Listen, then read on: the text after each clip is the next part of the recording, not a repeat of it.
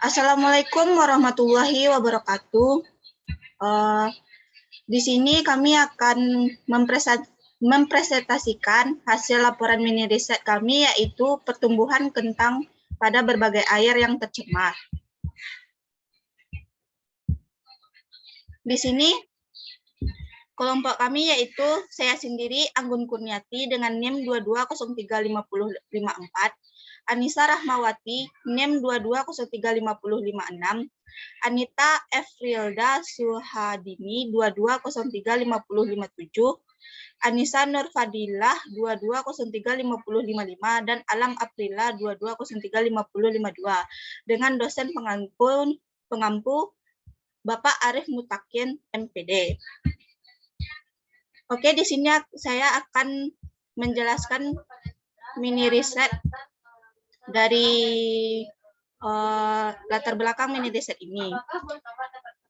Di Indonesia, pencemaran air meningkat sejalan dengan perkembangan industri. Penyebab dari pencemaran air ini lebih banyak disebabkan oleh manusia karena berbagai kegiatan yang dilakukannya, seperti pengolahan pabrik dan lainnya. Meskipun ada beberapa pencemaran air yang terjadi karena fenomena alam seperti gunung meletus, gempa bumi, angin ribut, dan lain-lainnya. Namun jumlahnya lebih sedikit dibandingkan dengan yang dilakukan oleh manusia. Pencemaran air dapat mengganggu kehidupan biota dalam lingkungan dan akhirnya berpengaruh terhadap kesehatan manusia serta stabilitas ekosistem air. Selain masalah pencemaran air yang semakin meningkat di Indonesia, ada juga masalah semakin menurunnya luas lahan di Indonesia yang disebabkan pembangunan perumahan pada lahan pertanian. Bertambahnya jumlah penduduk berbanding lurus dengan kebutuhan tempat tinggal, sehingga bisnis properti atau perumahan semakin membeludak. Petani yang diimigi harga tinggi akhirnya menjadi tergoda untuk menjual lahan perkebunan miliknya kepada developer. Kemudian, lalu penyebab lainnya adalah pendirinya pabrik di daerah pedesaan sehingga lahan pertanian banyak yang diambil alih. Murahnya biaya tenaga kerja di pinggiran kota tentu berpengaruh terhadap biaya produksi yang rendah. Maka tak jarang pada beberapa daerah di Indonesia, lahan pertanian berubah menjadi kawasan pabrik, disebabkan semakin meningkatnya pencemaran air dan semakin berkurangnya lahan pertanian. Kami mencoba untuk menanam salah satu komunitas pangan dengan memanfaatkan air yang tercemar, yaitu pada kentang. Karena kentang Solanum tuberosum di Indonesia merupakan salah satu komunitas sayur yang mendapat prioritas pengembangan. Kentang Solanum tuberosum bersifat menyerap air, namun tidak menyerap garam, dan kentang dapat tumbuh di air. Sekian dari saya, kemudian akan saya serahkan ke Anissa Rahmawati. Kepada Anissa Rahmawati dipersilakan. Baik, terima kasih kepada moderator. Yang selanjutnya itu rumusan masalah. 1. Apakah kentang dapat tumbuh pada air yang tercemar? 2. Pada media manakah pertumbuhan kentang lebih cepat? Lalu bagaimana kondisi pada kentang tersebut? Selanjutnya, tujuan mini riset yang pertama yaitu dapat mengamati pertumbuhan kentang pada air yang tercemar. 2. Dapat mengamati perbedaan pertumbuhan kentang pada air yang tercemar. Selanjutnya, penelitian relevan. Penelitian terdahulu bertujuan untuk mendapatkan perbandingan dan acuan. Selain itu, untuk menghindari anggapan kesamaan dengan penelitian ini, maka dalam kajian pustaka ini, penelitian mencantumkan hasil-hasil penelitian terdahulu seperti berikut. Yang pertama, hasil penelitian Kasegar, Patricia, 2016. Penelitian Kasegar, Patricia, berjudul Analisis Tumbuhan Tanaman Kentang di Dataran Medium dengan Berbagai Jarak Tanam. Penelitian ini merupakan penelitian yang menggunakan metode kualitatif. Penelitian ini bertujuan untuk menganalisis pertumbuhan tanaman kentang di daratan medium. Pada penelitian dilaksanakan selama 3 bulan, Juli sampai Oktober, di Walian Kota Tomohon, dengan ketinggian tempat 700 meter di atas permukaan laut.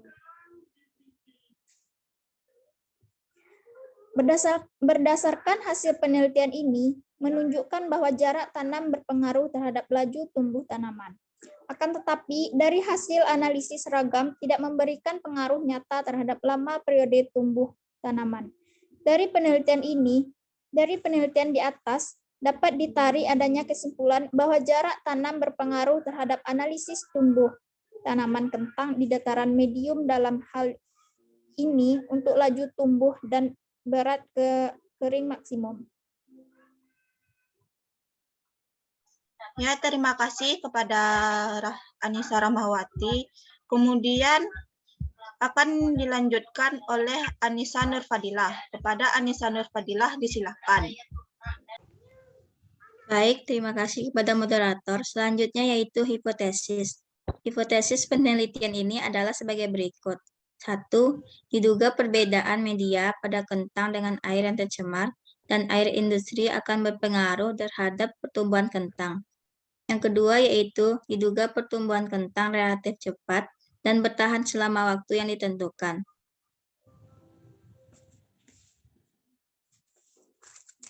Selanjutnya yaitu prosedur pelaksanaan.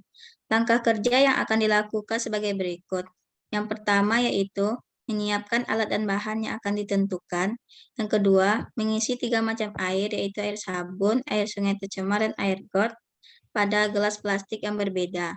Yang ketiga yaitu mengambil kentang dan lidi, lalu menusuk kentang dengan lidi sebagai penyangga kentang di permukaan air. Yang keempat yaitu meletakkan kentang tersebut pada masing-masing gelas plastik. Yang kelima, mengamati pertumbuhan kentang. Selanjutnya yaitu sketsanya. Pada gambar pertama, terlihat kentang yang menggunakan media pada air sungai tercemar. Yang kedua yaitu pelakuan kentang pada media air got, dan yang ketiga yaitu pelakuan kentang pada media air sabun.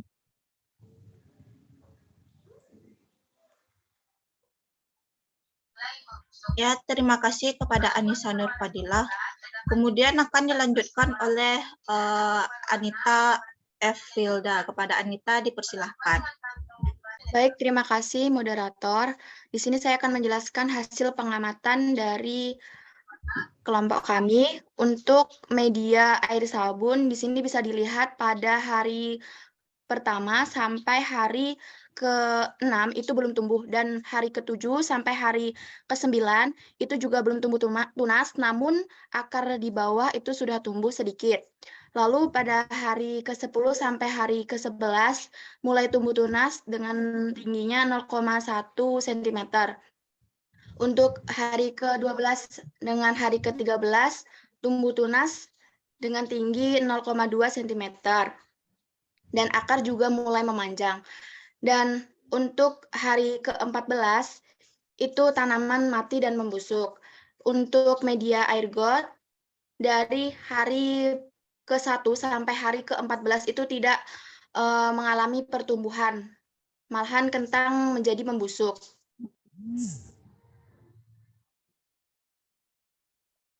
Lalu untuk yang air sungai tercemar, di sini bisa dilihat pada hari pertama sampai hari ke-6 itu belum tumbuh.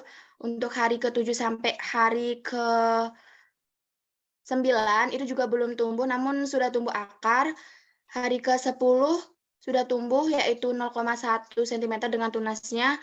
Dan hari ke-12 dengan hari ke-13 itu tumbuh 0,2 cm.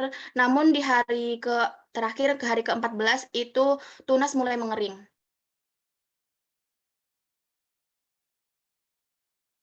Nah, untuk grafiknya di sini bisa dilihat di hari pertama sampai hari ke-9 itu tidak mengalami pertumbuhan.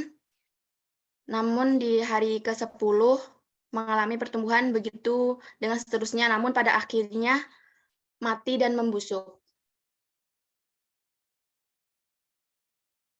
Dari hasil percobaan yang telah dilakukan, yaitu pertumbuhan kentang melalui 3 media, yaitu air got, air industri, dan air sungai yang tercemar. Berdasarkan hasil pengamatan pada air got, kentang tidak mengalami pertumbuhan. Kentang yang dibiarkan di dalam air got secara perlahan membusuk dalam waktu 14 hari, dan mengeluarkan banyak ulat di dalam kentang dan air tersebut. Mengapa demikian? Karena air got sangat kotor dan banyak mengandung bakteri, sehingga kentang tidak akan tumbuh di air tersebut. Sedangkan pada air sabun, kentang mengalami pertumbuhan pada hari ke-10 dengan tinggi tunas yaitu 0,1 cm dan di hari ke-12 mengalami perubahan dengan bertambahnya tinggi tunas yaitu menjadi 0,2 cm. Namun, pertumbuhan tersebut tidak bertahan lama. Pada akhirnya, kentang membusuk pada hari ke-14 dan mengeluarkan ulat. Air sabun merupakan air yang tercemar yang berdasarkan percobaannya, kentang tidak dapat tumbuh di air tersebut.